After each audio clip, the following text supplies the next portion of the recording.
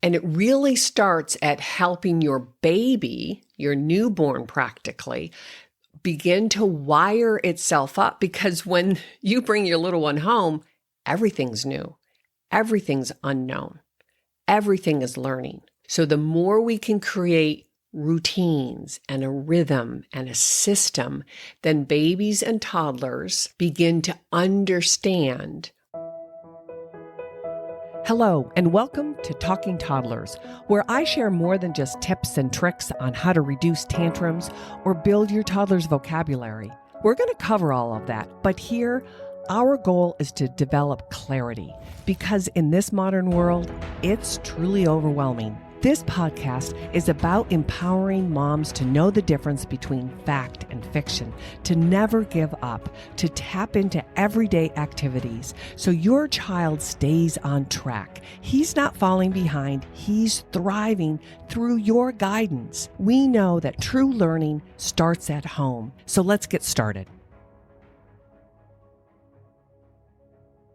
Today, we're diving into the topic that strikes at the heart of how babies and toddlers experience the world: predictability. Humans, by nature, are often afraid of the unknown, and our youngest members of society are no different. Babies and toddlers thrive when they feel secure, and the key to that is a predictable environment. Now, I'm not talking about rigid schedules or an over-controlled life. I'm talking about rhythm, something that creates a flow to their day, a sense of what comes next. This sense of routine doesn't just make life easier for you as the parent, albeit that's important. It's actually shaping your child's developing brain. Predictability helps calm their nervous system, allowing them to feel secure, confident, and ready to engage with the world around them. It's in these everyday moments, like bath time and meal time, that your little one is learning how this world works, growing emotionally, cognitively, and even linguistically. So in this episode, let's explore why routines are more than just helpful. They truly are the foundation to your child's development. So a few common questions that new parents always ask over and over again is, how do I create consistent routines? How do I set boundaries for those routines? And then how do I manage transitions effectively? Because quite often, we all know, no matter what age your baby or toddler is currently, it's those transitions, getting your little one to participate and flow from one activity to the next, because it isn't necessarily all about them every single moment of every single day. They have to come along with us and be embedded in our to-do list and our kind of responsibility, no matter what your home life looks like. So your toddler might seem like this cyclone on these wobbly legs, and you and I can at times think it's adorable. But if we take that snapshot, many people, new parents especially, have this impression that that's normal.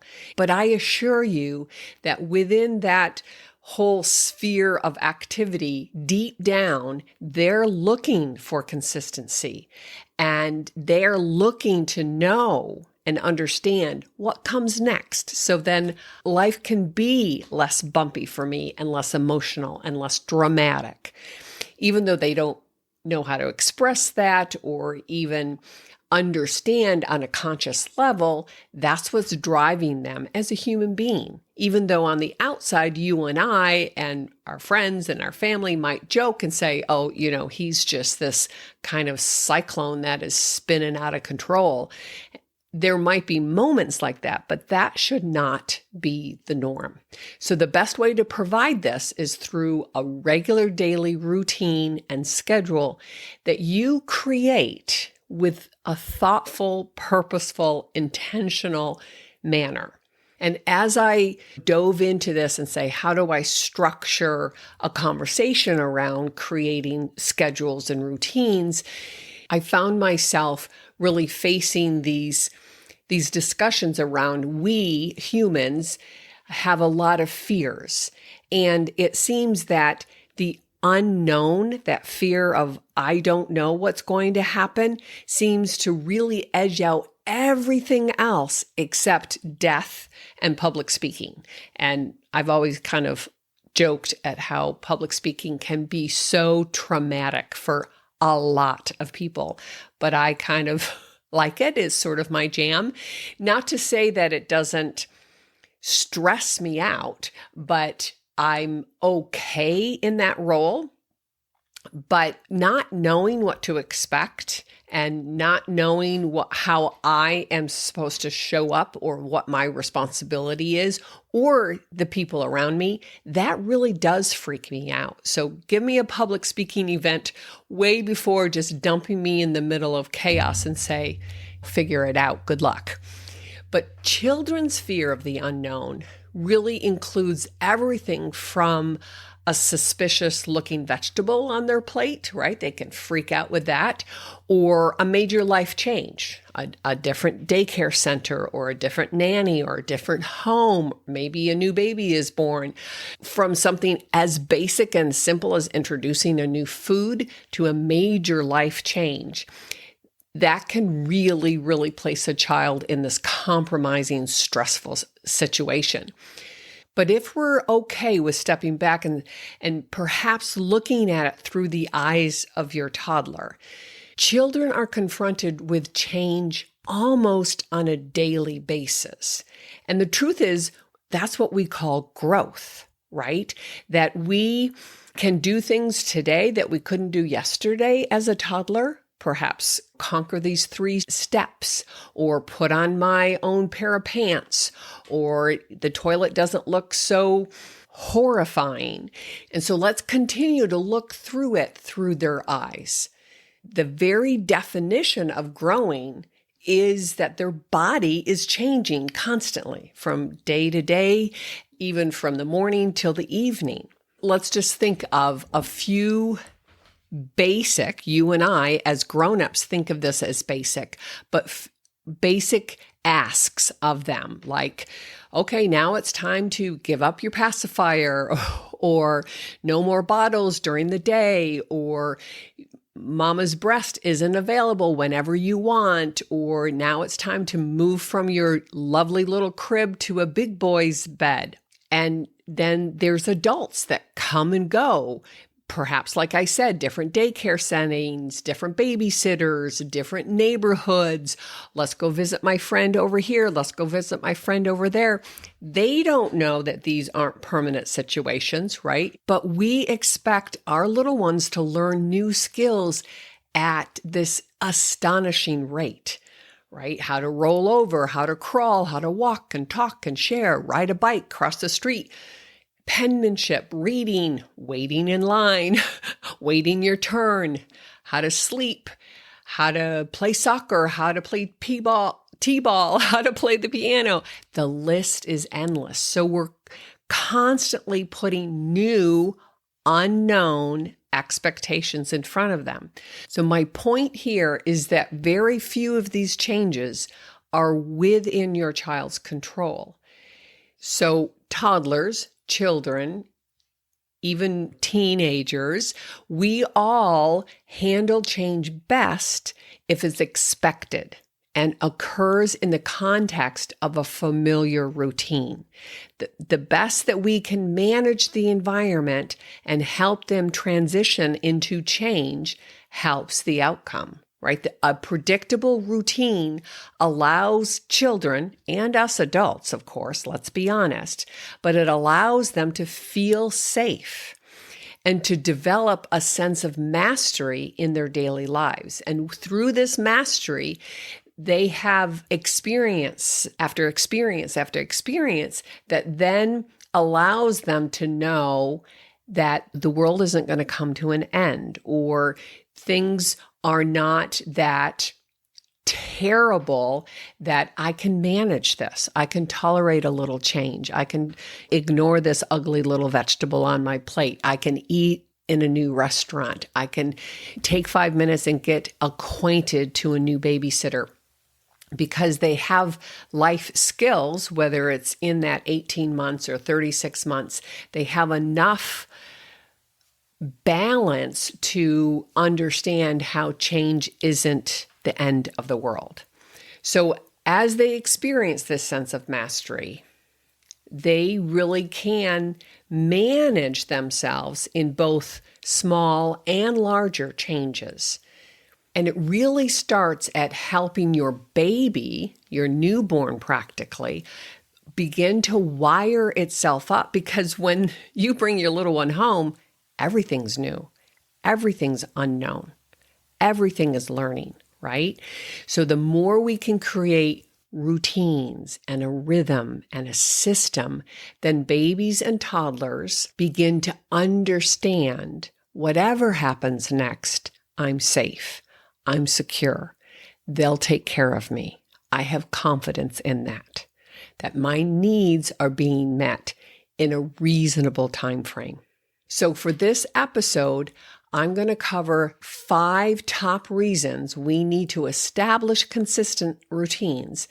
And then in future episodes, I will dive into some specific reasons a little deeper. But today, let's look at the whole list, and then you can take this information and kind of analyze, what's my day like? What's my week like? How have I developed this rhythm?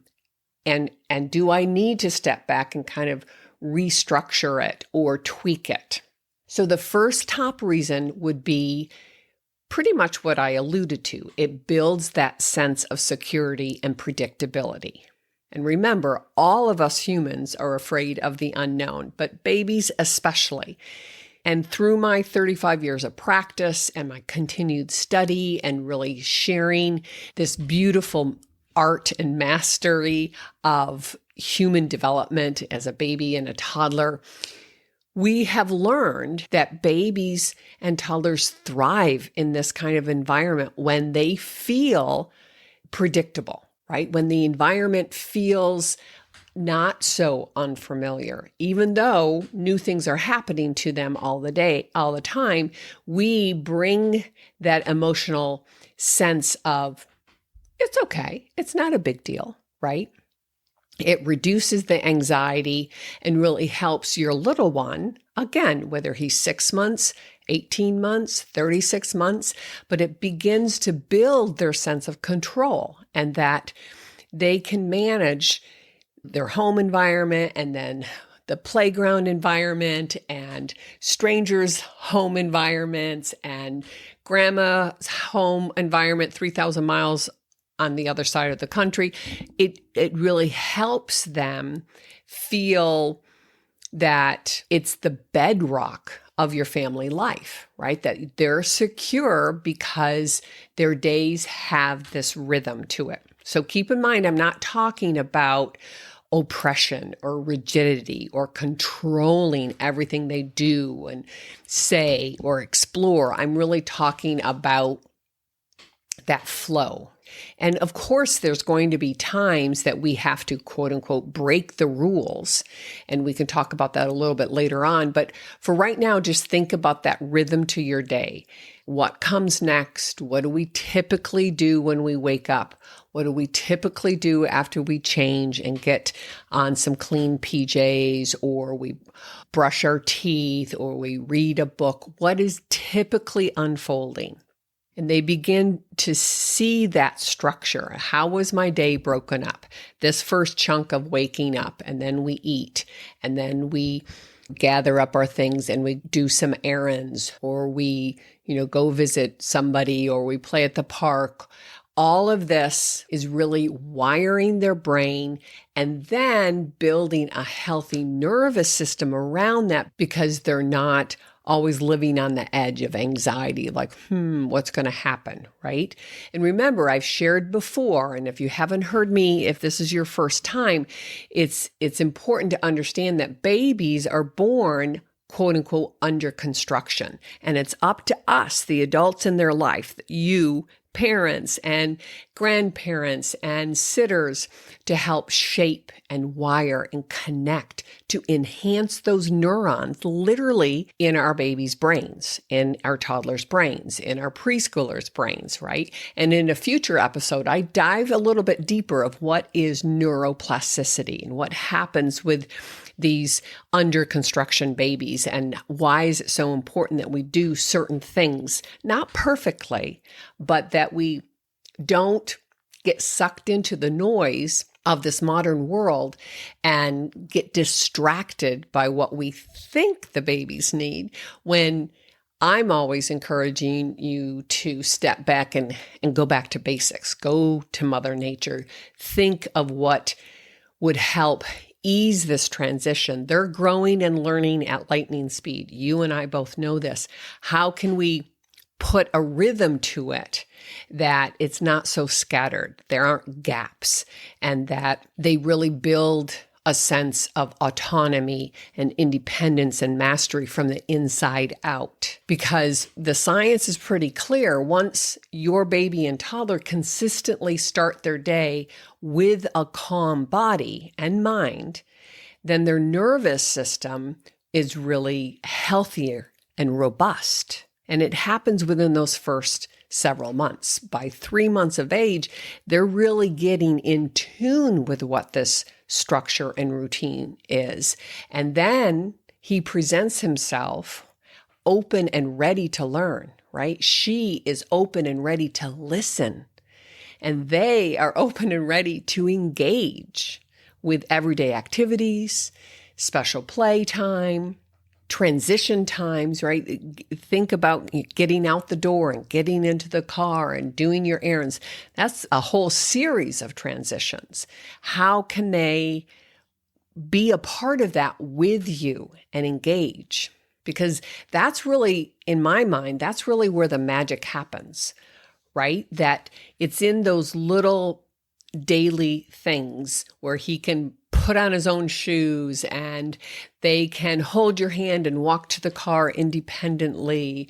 You don't have to chase down the street, or that he can climb into the car and climb into the car seat and help you buckle him up and really have these smooth transition. And then your little one is striving to be more independent and to be more cooperative at the same time.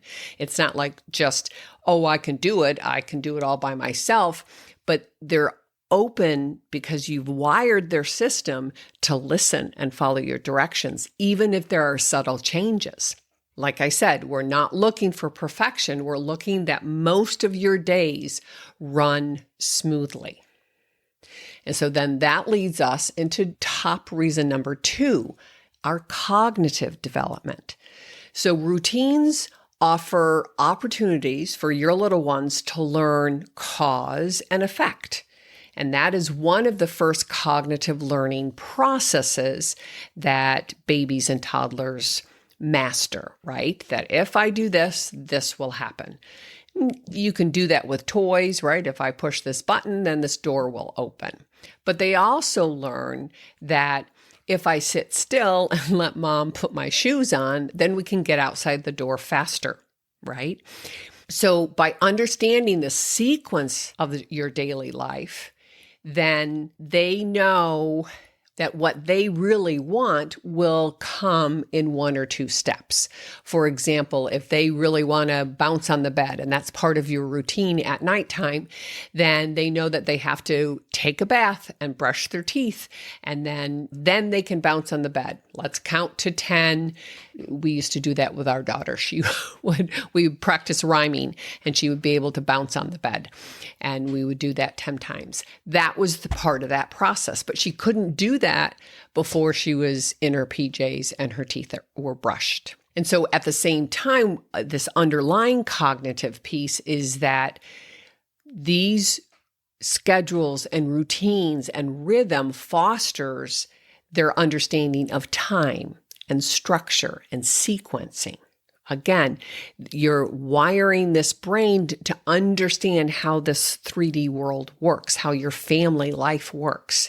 And the key aspects of cognitive development is really finding organization, right? The impact here is organizing their understanding of how your family structure works and helping them connect those neural connections, right? Those synapses based on repetition, based on positive reinforcement, based on feeling good and secure and open for learning. And that's how we build these pathways, because they enhance memory and language, which then bleeds into overall learning. And so then that brings us to number 3, which is language and communication development. And again, I've seen hundreds and hundreds and hundreds of cases throughout my years. And when a family life is kind of chaotic, those kids are more at risk for having language processing and communication challenges. It's not a direct one-to-one correlation, but especially if you have a child who is slow to talk, it's really, really important that you look at your routines, that you look at your schedule, because we want to enhance that as much as possible, close that gap as quickly as possible and as early as possible, and prevent issues developing into lifelong challenges. So these routines and schedules also allow us as the grown-ups, the parents, you guys, to engage in or to naturally embed language, right? Like I said, you get up in the morning, maybe you sing a couple of fun songs, or you read a book together. What is your routine? Come into the kitchen, help me set up for breakfast. We can use a lot of language. Do you want, an English muffin, or do you want scrambled eggs? You give them choices. You talk about, let's first set the table, and then we'll wash our hands, and then we can sit down and eat. Whatever the scenario is, by building and talking to your baby and your toddler with language, you're narrating your activities, and they're processing this, they're pruning their language, and they're figuring out that, whenever she says muffin, then it's this delicious blueberry thing over here, or scrambled eggs, or whatever the language is, they're attaching it to objects and actions and events. So having repetitive routines, and again, not rigid, but ones that they can predict, meal times and routines around your bath time and bedtime stories. Those are anchors throughout their day that they can hold on to.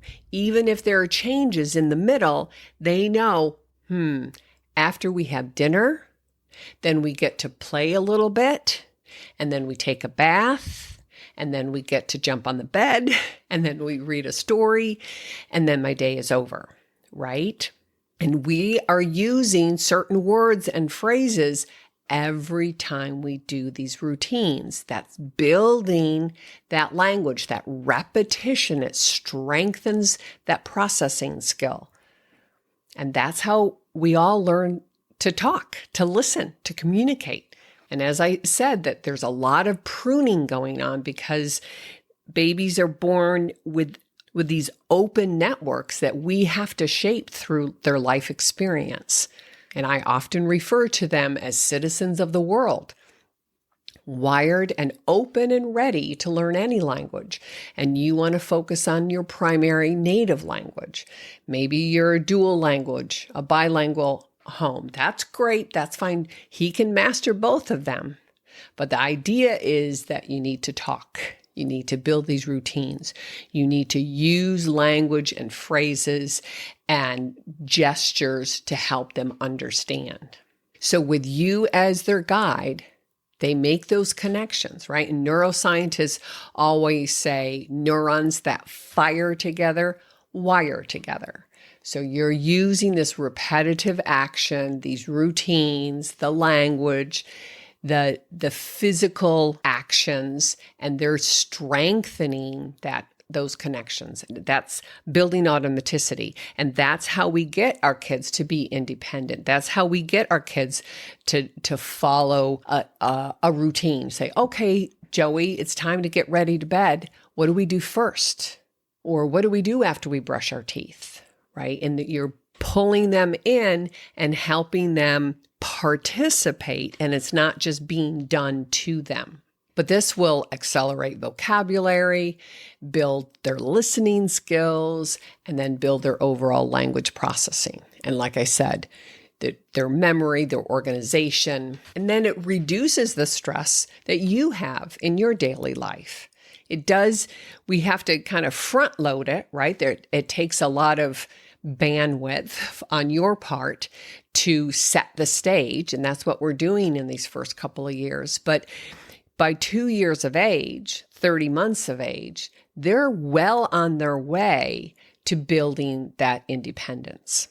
And so number 4 top reason for having these schedules and this routine is to really build healthy habits. And everything that I've been talking about are habits, right? What are your morning habits?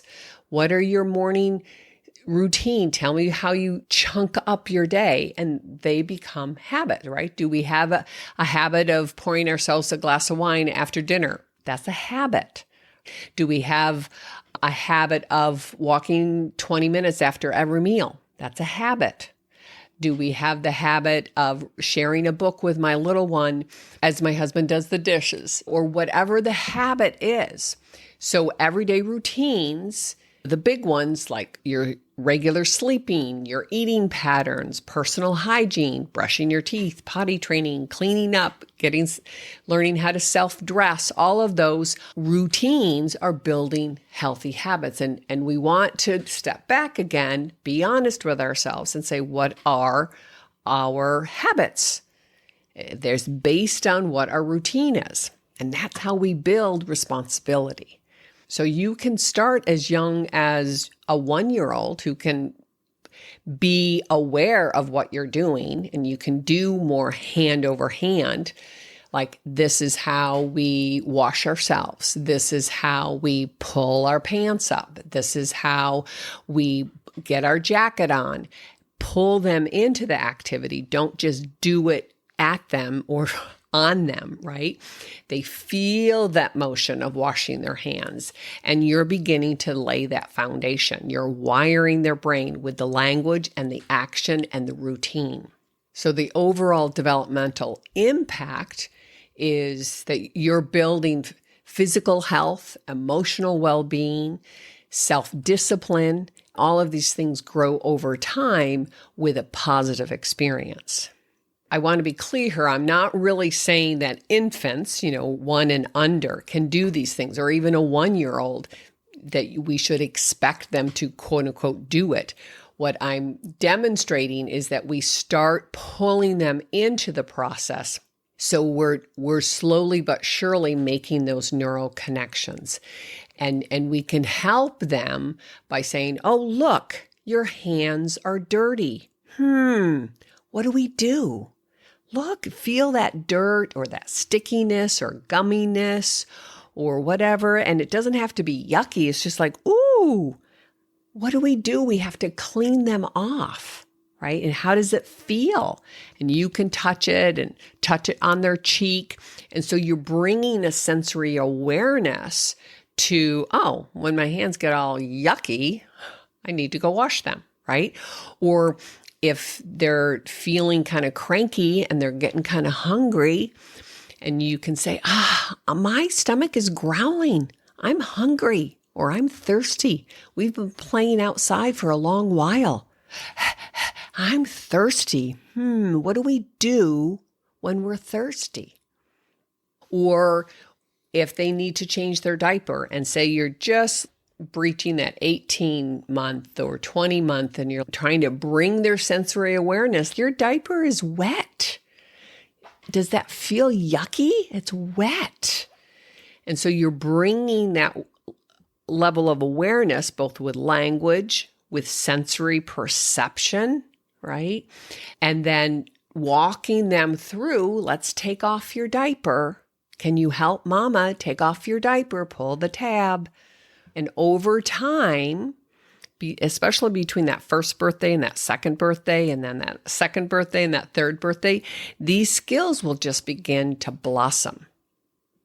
So one of the first actual routines that I think every parent strives for is to sleep through the night. And there's a ton of quote unquote sleep experts and coaches out there, and many, many of them are incredibly helpful.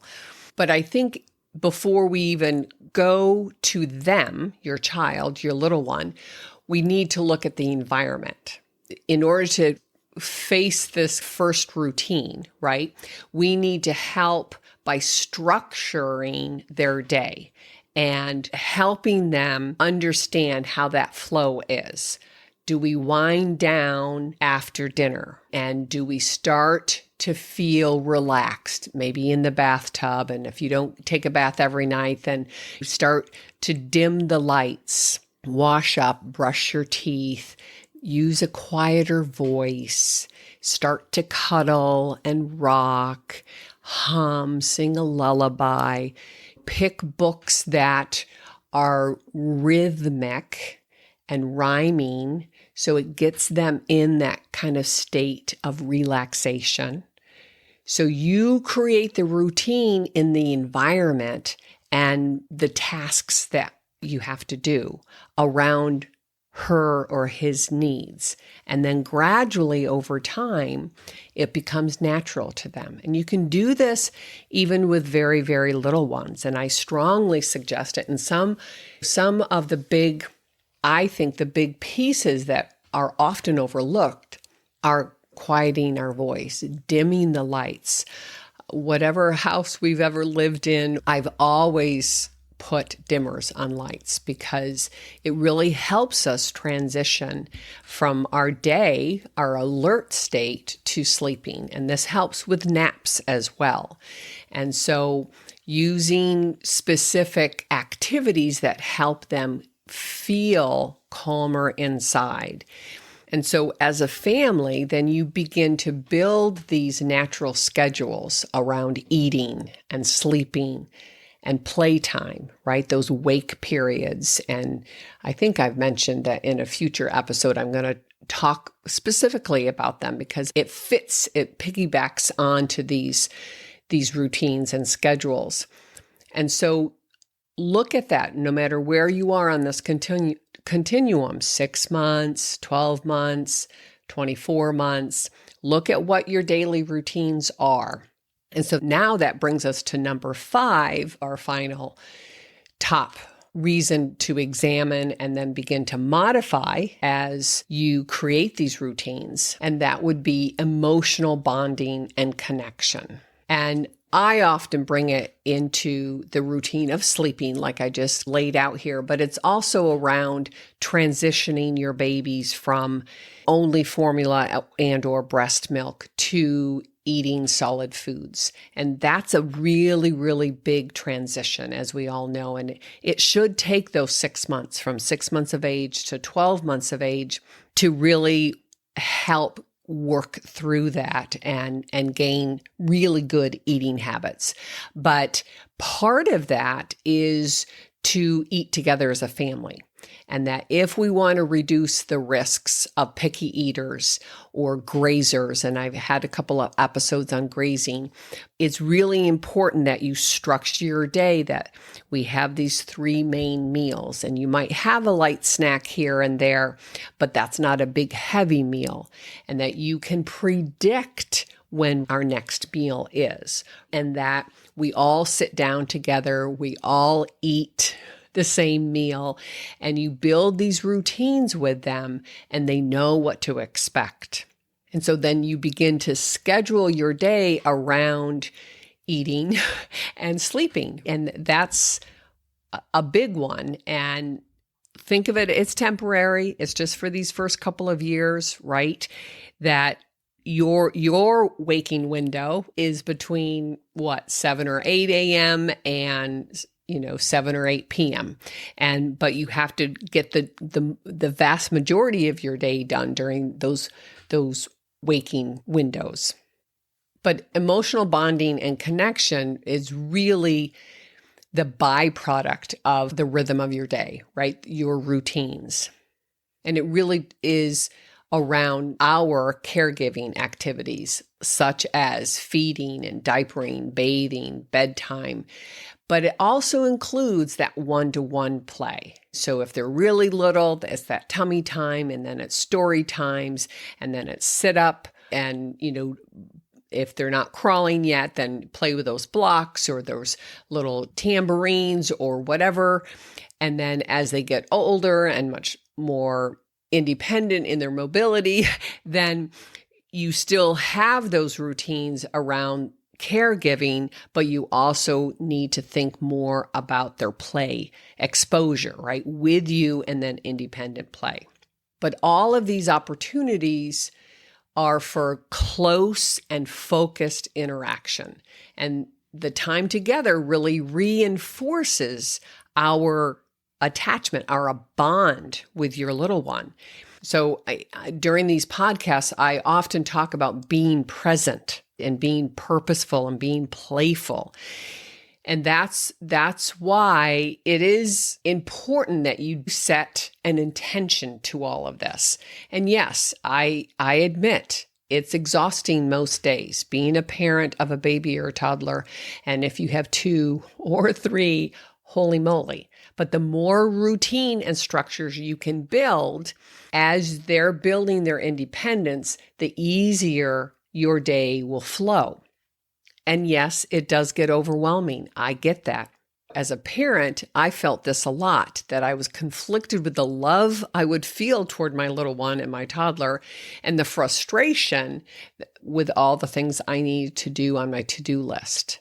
But I assure you, after 35 years of playing with kids on the floor and guiding moms and dads, lots and lots of dads, through creating this natural rhythm at home, and helping them understand the importance of being present, being purposeful, and being playful while you're changing their diaper or washing their hands or sharing an apple or even going grocery shopping, all of those things that can be stressful, and from time to time they are.